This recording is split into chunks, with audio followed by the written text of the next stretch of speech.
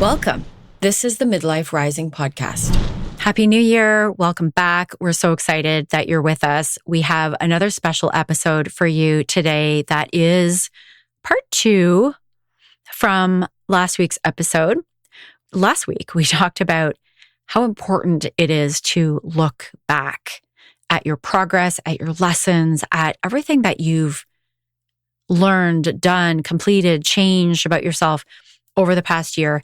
And this week, we're talking about opening 2026 and how to take all of that and use it to fuel what you want to manifest in 2026. So most of us sort of just, maybe we set some New Year's resolutions or goals, but we tend to just look forward. And in this episode, we really get into a little bit of our process for doing it intentionally, for really reflecting and looking at the possibilities for what could happen, who you could be, how you could show up in the world in 2026, and how to manifest all of your desires. So if you want that, stay tuned. You're a woman over 40 who spent your life being the one who holds it all together. But now your body's changing and your soul is done pretending everything is fine. Welcome to Midlife Rising. We're your hosts, Sherry and Jen, twin sisters and modern medicine women, here to help you rewire your stress response, balance your hormones, and reclaim your feminine power. Every episode is a rebellion against the rules you never agreed to and a return to yourself. Join us where midlife isn't a crisis, it's a catalyst. Happy New Year. Yeah, Happy New Year. Although this will be a couple weeks in, but we're recording this the day before New Year's. Mm-hmm. So in our last episode, we talked about how to manifest your best year, part 1. And we talked about how important it is to look back on the previous year and honor what we've been through, acknowledge the hard things, celebrate the wins, the lessons. And so this week, we're going to talk about how do we now take that forward? Yeah. And the other thing we talked about last week that I think is important is goals and New Year's resolutions and why they don't work and how we can change that. So if you haven't listened to that episode, go back and listen to that first, because this is really a continuation of that, and they build on one another. And actually, the other really good reason to go back and listen to that and to take some time to reflect on 2025 is, and I just remembered this morning, that if you follow numerology, 2025 is a universal year number 9. What does that mean? 9 signifies completion and endings. And when it comes to 2025, it's like a spiritual culmination. Cool. So it's a time for, isn't that cool? It's particularly important to let go of the things that are no longer serving you in a 9 year, because you don't want to repeat them. Because now 2026 is a 1 year, and 1 signifies beginnings. And so we don't want to repeat the lessons of, you know how when you get a lesson, like when the universe is throwing you lessons, and at first it's like a little lesson. And if you don't actually learn it, it comes back again, only louder. And then it's screaming. And so you don't want to do that in 2025 when we're starting a beginnings of 2026, because you're going to end up repeating your lessons. Right. I know. So like numerology is one of the things that I have not really delved into at all. So, and yet I find it fascinating. Yeah. I used to follow it a lot when I had a coach who was into, she was a numerologist. And so she was, every time I went in for soul coaching was what she called it. We would talk about numbers, like the date, the year, the whatever was happening. She was always in tune to that. And it's been a long time since I've been in tune to it, but I was listening to James Wedmore's podcast this morning. who's in the entrepreneurial world, and he was talking about how 2025 was a 9-year. And so I started to look up the numerology of 2025 and 2026. And so, all that to say, it is a particularly important year to look back. So take some time to reflect, even if you don't do it with us or go back to that podcast, think about what you want to let go of. Yeah. And let it go. And we have some practices inside our program for letting go. So if you want to join us and do some of this together, then we'll give some more information in the show notes and at the end of this. But it's really important. So today we're going to start to look towards our 1 year. Yes. That actually makes it kind of exciting and motivates me a little bit more to do this, to do my processes. Because I love doing them, but at the same time, you do have to dedicate some time to sit down and do it. I know. I'm struggling. Yeah, it gets pushed to the back burner. So, and I think we all do that. Like we put other things above our own. Like I consider this process self-care. Like it's self-care to actually sit down and take this time for me to look look within myself, to look backwards, to look forwards. That is self-care. And it's so easy. We've talked about this so many times on the podcast. It's so easy to put ourselves last or to, not hold our dates with ourselves, like we're willing to commit to a date with our girlfriend or a date with our husband or whatever. Although I find that a lot of people are finding it hard to commit to even that. But a date with ourselves. I know, Cher, like for me this week. So today I told myself this week I'm going to spend some time doing this. And I'm already thinking I should go do some shopping today. I have to return a Christmas gift that didn't fit somebody. I've got to do all this stuff. Yeah, I have to. When actually, like I told myself I was going to do this process and I wanted to have the looking back part done before New Year's Eve. Mm-hmm. I like to do that too. Yeah. And the timing doesn't matter that much. So if you're listening to this and you haven't looked back on last year, you can do this at any time. It does not have to be on New Year's Eve. And like I've just talked about the numerology of our years, but there's also a part of me that kind of says, screw all the numbers, because this Gregorian calendar that we go by was man-made. Yeah. Mm-hmm. So what's the numerology of it really mean? And I believe it, but I don't know. We've got to, I guess, just do what fits. What aligns. Yeah. It's interesting. Like the mini program that we have, Manifest Your Magical Midlife. I've done that at the New Year, but also at the Chinese New Year or at the summer or the spring equinox, because the spring equinox is actually the beginning from a sun perspective.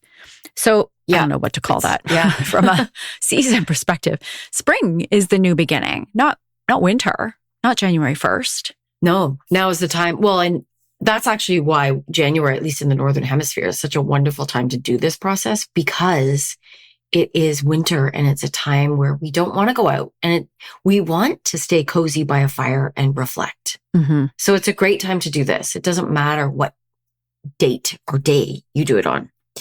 So Cher, one last thing I wanted to say about just the importance of this and 2026 being a universal year 1 is not only does it signify beginnings, but it's a time for like setting new intentions and planting seeds for the future. So that's important.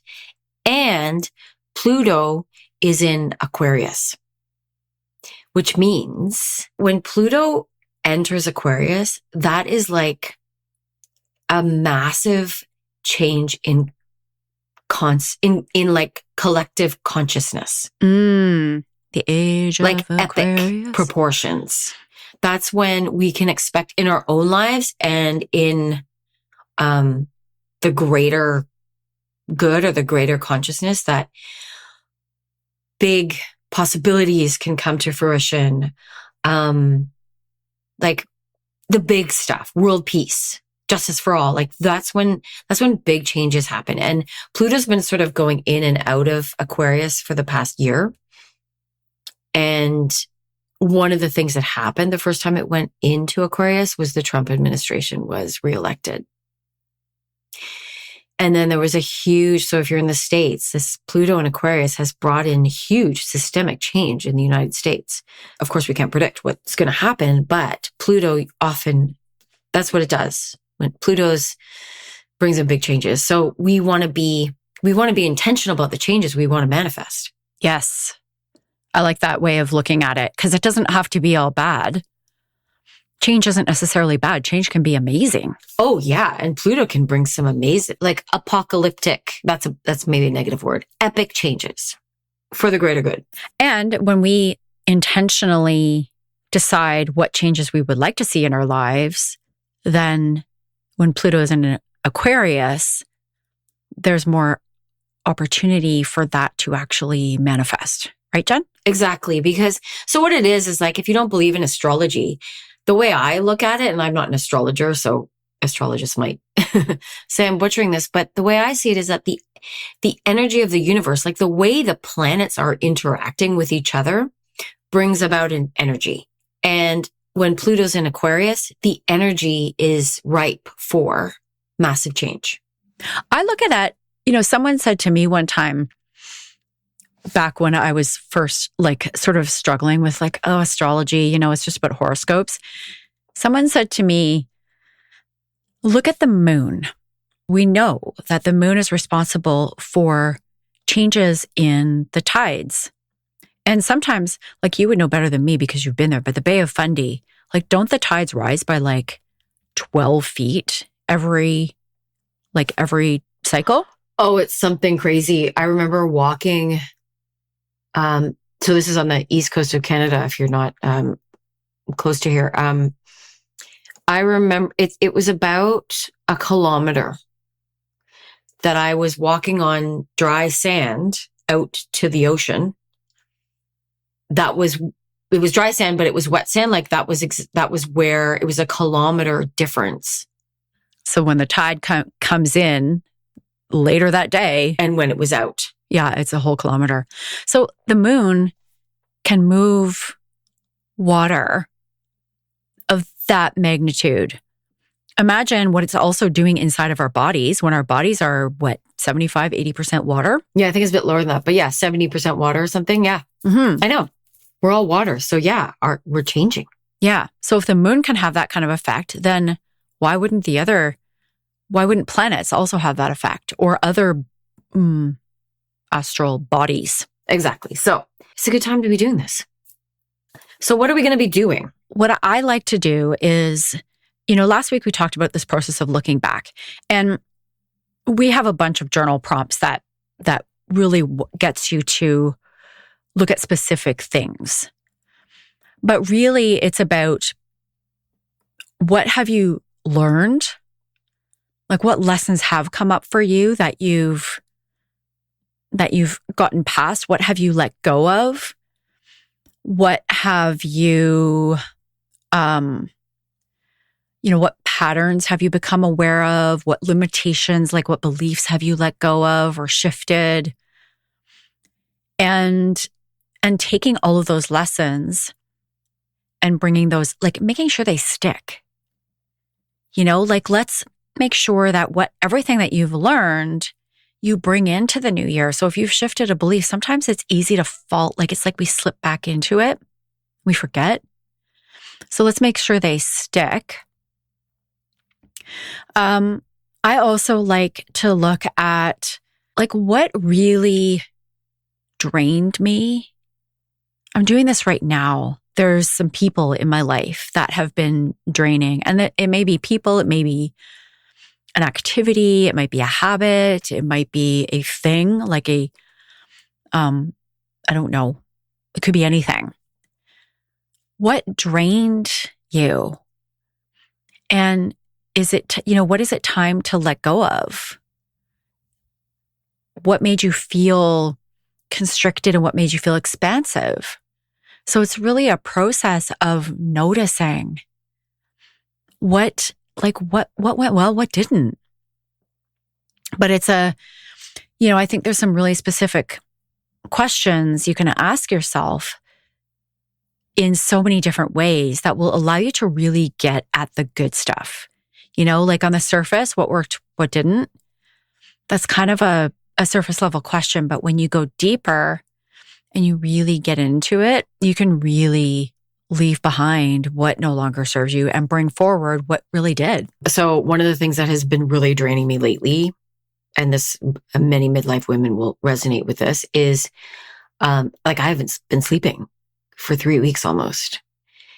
And I know it's partially because I'd cycled off my adrenal support, and it's because I've been eating too much sugar and white carbs. Oh, yeah. Yeah. Oh, yeah. I notice a huge difference in my body because I've been eating way more sugar, way more white carbohydrates, and drinking a bit more as well.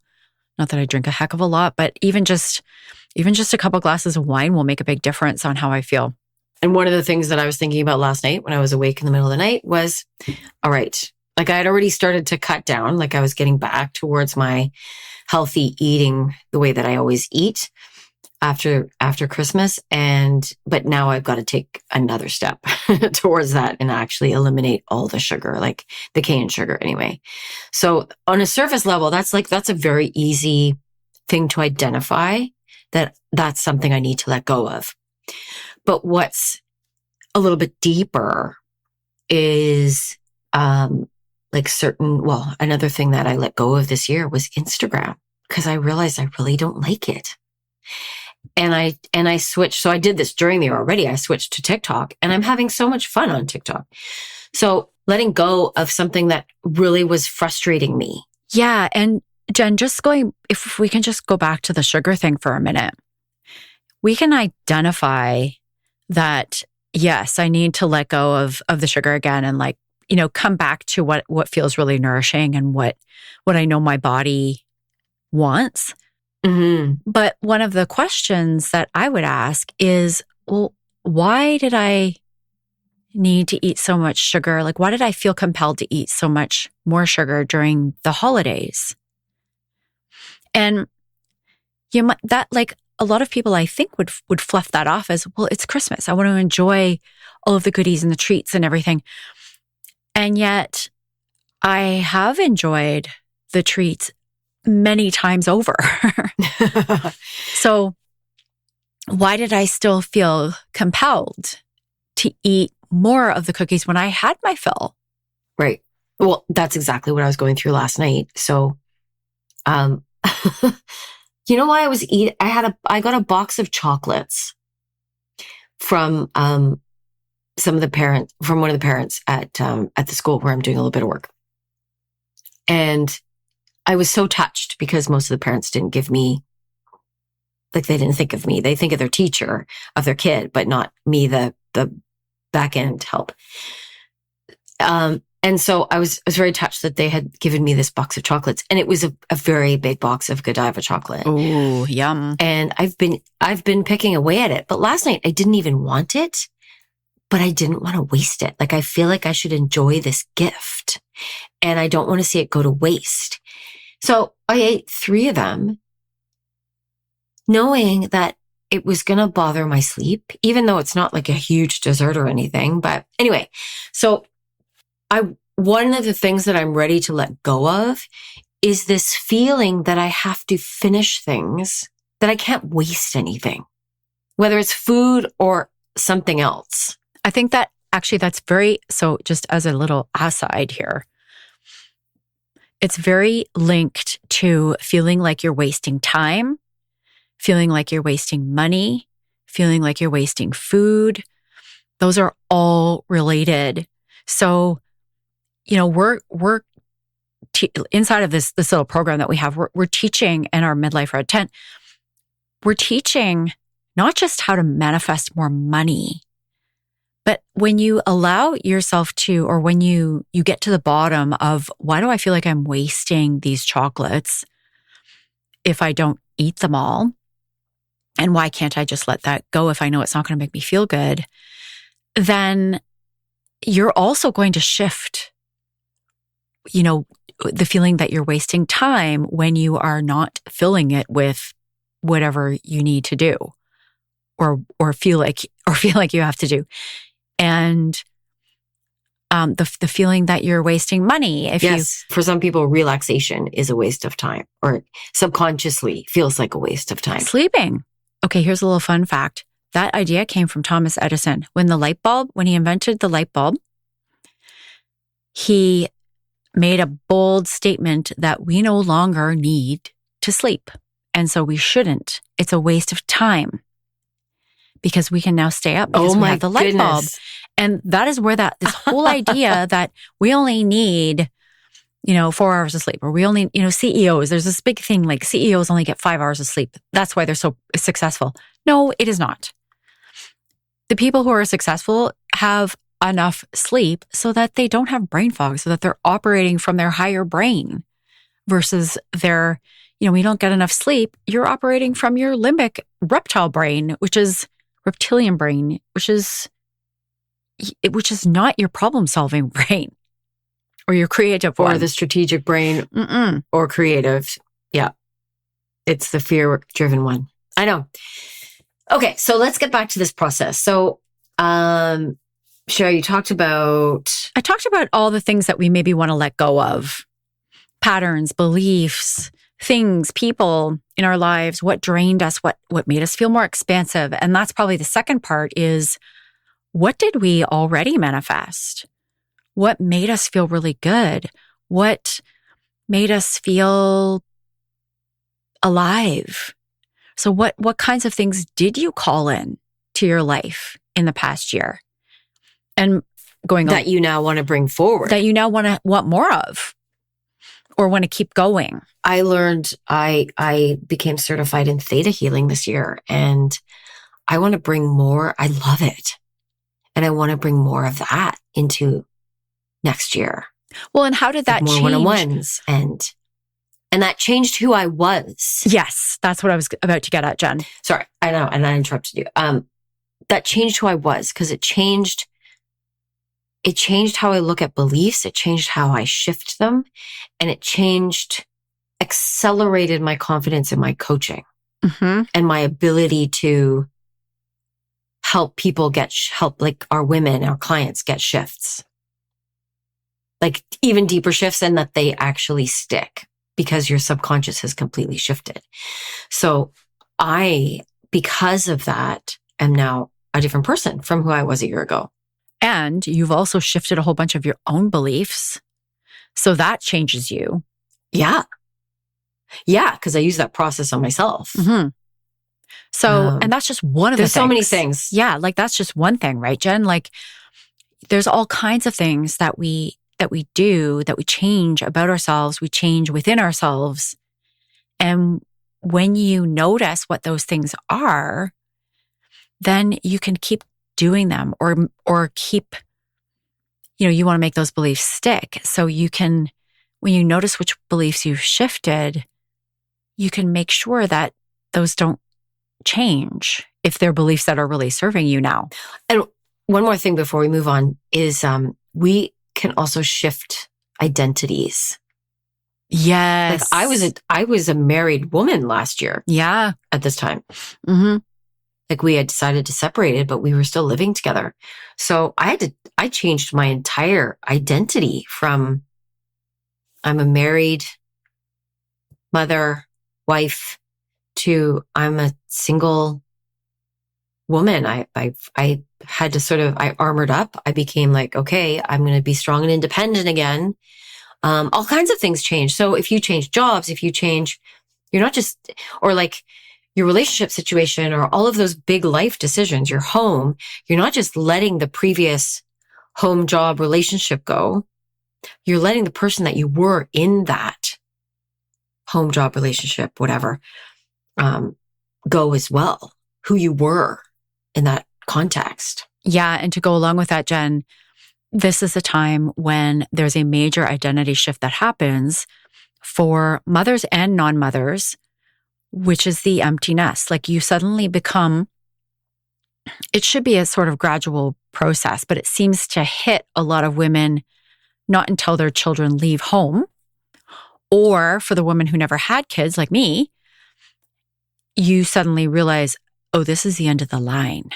I'm never going to have kids. And so your identity shifts from mother, or from I always wanted to be a mother, to I am no longer, I mean, you're always, I suppose if you have children, you're always a mother, but you shift from mothering to guiding. And if you don't have kids, you're shifting from I always wanted to be a mother, I always planned to be a mother, to I am not a mother. And those are big, right? And those are huge identity shifts that we do not talk enough about as a society, in midlife, in the industry. And share an even bigger one, and this goes back to our whole thing with patriarchy, is the identity shift that women in their 40s are going through. That is, I am no longer the fertile woman. Yes. Mm-hmm. The youthful, fertile woman. I am now not fertile anymore. And that has huge implications in our society, who believes, that conveys the message that once you're not fertile anymore, you are no longer useful. You're no longer attractive. When you lose your youth, you're no longer attractive. So that is a massive identity shift that women, our listeners, are going to be going through right now. Yeah. So to kind of sum that up, there is, I think it's a big myth, or a big misunderstanding maybe, that we sort of assume that we stay the same. You know, we have a personality that's stable. We have our lives change, but we don't really change. And we actually really do, especially if you're intentional about it. You can change yourself pretty easily with some intention. Yeah. And it's worth reflecting on that, how we change, and how do we want to change going forward. So that's maybe the next piece. Do you want to talk about like some of the the life domains that we look at in our program? Yeah, sure. I think there's probably a lot more than what I'm going to share here, but really you want to look at the different areas of your life separately. Because I think one of the things we tend to look at, well, two of the things we tend to focus on are career and health. And we sort of miss a lot of the other things. So we set health goals or New Year's resolutions that impact our health. You know, I want to give up sugar, or I want to lose 10 pounds, or I want to get to the gym, I want to get stronger, whatever those things are. That's normal.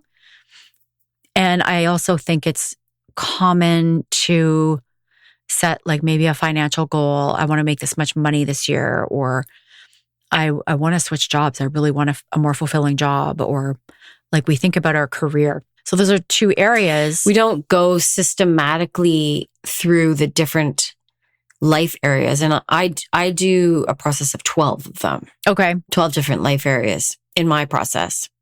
Me as well. And some examples, I don't think we need to say all 12, but some examples are finances, relationships, so friendships, relationships with your family, your romantic relationship, or plural, maybe that's plural for some, spirituality. So what kinds of things did you manifest in those domains of your life, and what do you want to change to start to manifest in those domains in 2026? And I don't think that many of us really systematically go through different aspects of our lives to do that. No, and it's so helpful to go through and think about specific areas of your life that you probably wouldn't have been intentional about otherwise. Yeah, like who thinks about friendships?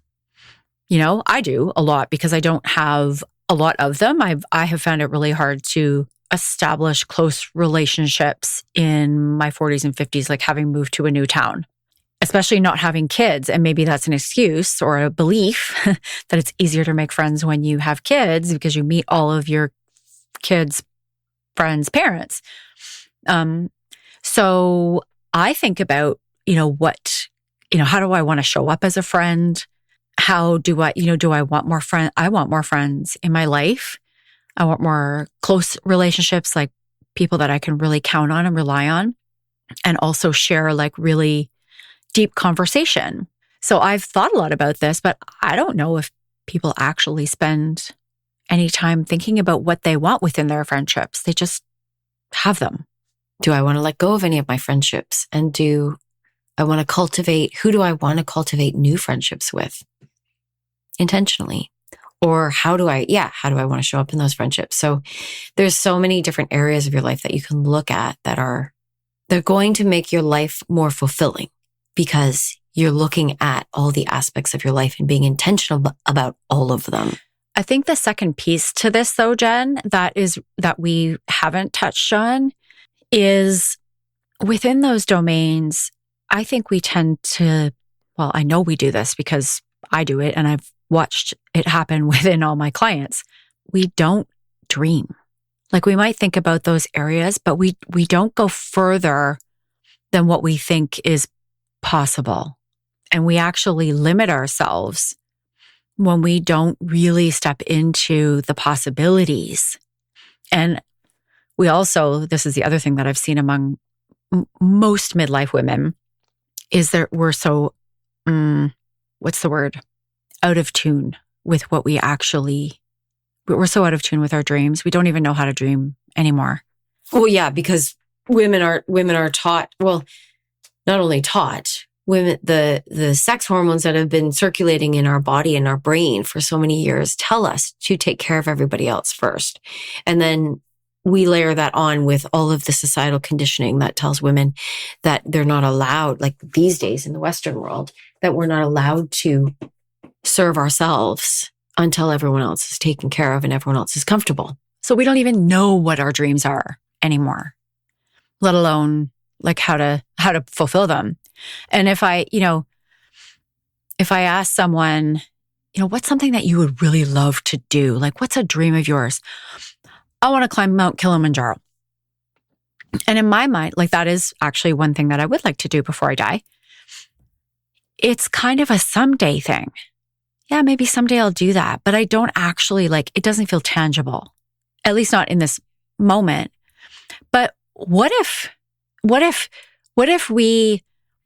I said to myself, what if I wanted that to happen this year? What if that were possible? Our brain immediately goes to, money, time, I'd have to do this. Like I'd need a couple of weeks off work, Like we shut it down before we even consider that it might be possible. And of course it's possible. You could make that happen. I could. Mm-hmm. I could find the money. Mm-hmm. I could find the 2 weeks to do it. I could probably even find somebody to do it with me. Yeah.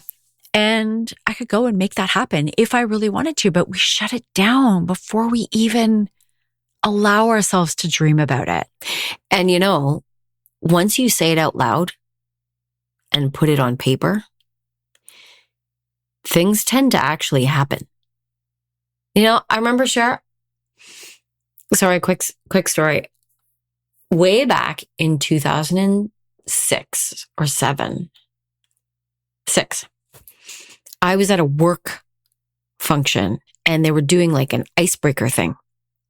We went around the room and they said to everybody to say something like basically what's your Everest? Like what's something that is a big, hairy, audacious goal?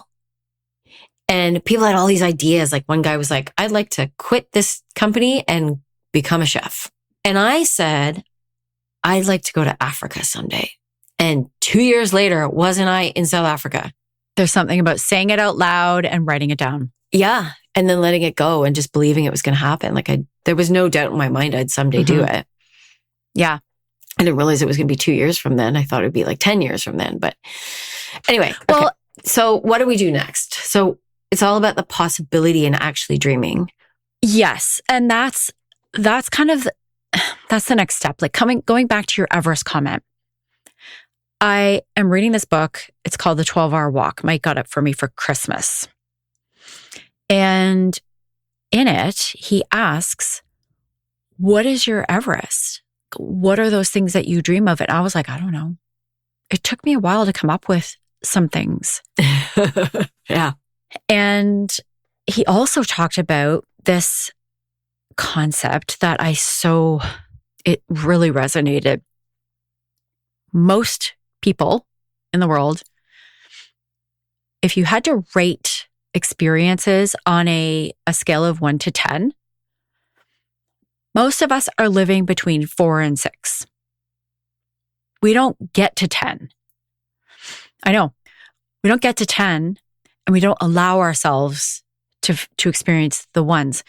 And his big point was, you have to experience the ones in order to get to the 10s.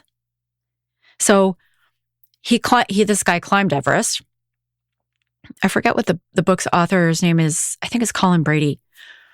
He's done all kinds of crazy things. He's climbed all 7 peaks on the 7 continents, like the highest peaks.